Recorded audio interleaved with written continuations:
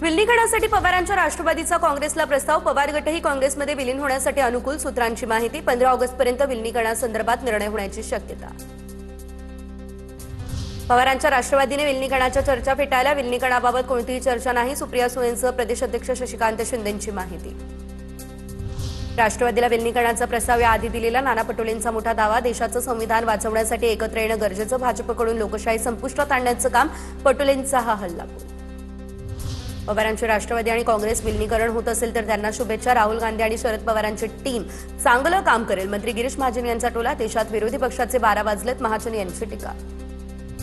नाना पटोलेंना काँग्रेस हायकमांडने तातडीने दिल्लीला बोलवलं. हायकमांडच्या मनात काय हे कळलेलं नाही. दिल्लीला जातोय. पटोलेंची माहिती. दरम्यान नाना पटोले आज दिल्लीसाठी रवाना होणार. देशातील सर्व काँग्रेस प्रदेशाध्यक्षांची दिल्लीमध्ये बैठक पार पडली.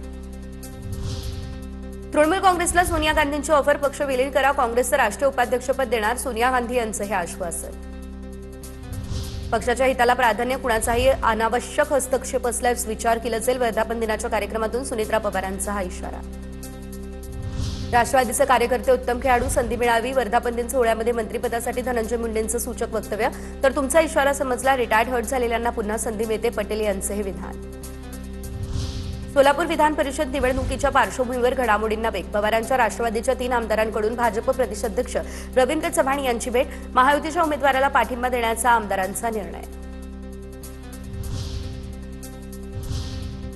पुढे बघूया टॉप 9 मोठ्या बातम्या.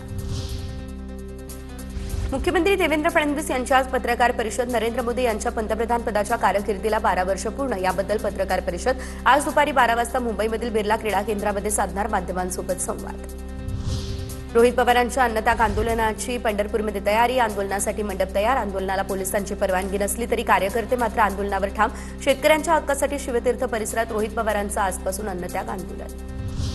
कर्जमाफीतील जाचक अटी शर्ती काढून शेतकऱ्यांना सरसकट कर्जमाफी जाहीर करा. 2019च्या कर्जमाफीचा लाभ घेतलेल्या शेतकऱ्यांना केवळ 50,000 रुपयांपर्यंत कर्जमाफीच्या मर्यादेची अट नको. रोहित पवार यांची मागणी.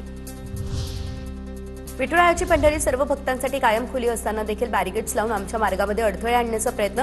आमदार रोहित पवार यांचा आरोप. अन्नदात्यासाठीच्या आंदोलनामध्ये कितीही अडथळे आणले तरी देखील आंदोलन थांबणार नाही. रोहित पवार यांचा हा निर्धार. नाशिकमध्ये महायुतीमधील बंडखोरी अखेर थंड. तर गोकुळ गीतेंची विधान परिषद निवडणुकीतून माघार. नरेंद्र दराणे यांना पाठिंबा देणार. महाजन आणि सामंतांची शिष्टाई फळाला. जळगाव विधान परिषद निवडणुकीच्या पार्श्वभूमीवर रात्री उशिरापर्यंत मंत्री गिरीश महाजन यांच्या उपस्थितीमध्ये भाजपची खलबतं. नंदकिशोर महाजन, आमदार सुरेश भोळे, मंगेश चव्हाण यांची उपस्थिती. जळगावमधील शिवसेनेच्या बंडखोरीवरही बैठकीमध्ये चर्चा. नाशिकनंतर जळगाव विधान परिषदेचा तिढा सुटण्याची शक्यता. वरिष्ठ नेत्यांसोबत चर्चा करून भूमिका स्पष्ट करणार. रेश्मा काळेंची ही प्रतिक्रिया. मात्र नगरसेवकांच्या भेटी घेऊन प्रचार सुरू. अमरावती विधान परिषदेच्या निवडणुकीमध्ये नवा ट्विस्ट. वंचितचे उमेदवार निलेश विश्वकर्मा यांना पाठिंबा देण्याबाबत काँग्रेसकडून बैठका. पाठिंब्यासंदर्भात रात्री 2 बैठका झाल्या अशी सूत्रांची माहिती. अमरावतीचे काँग्रेस उमेदवार हर्षजित देशमुखांना रुग्णालयातून डिस्चार्ज मिळणार नाही. सोनोग्राफीमध्ये किडनी स्टोन असल्याचं निदान. हर्षजित देशमुखांचा रुग्णालयातील मुक्काम वाढण्याचा अंदाज.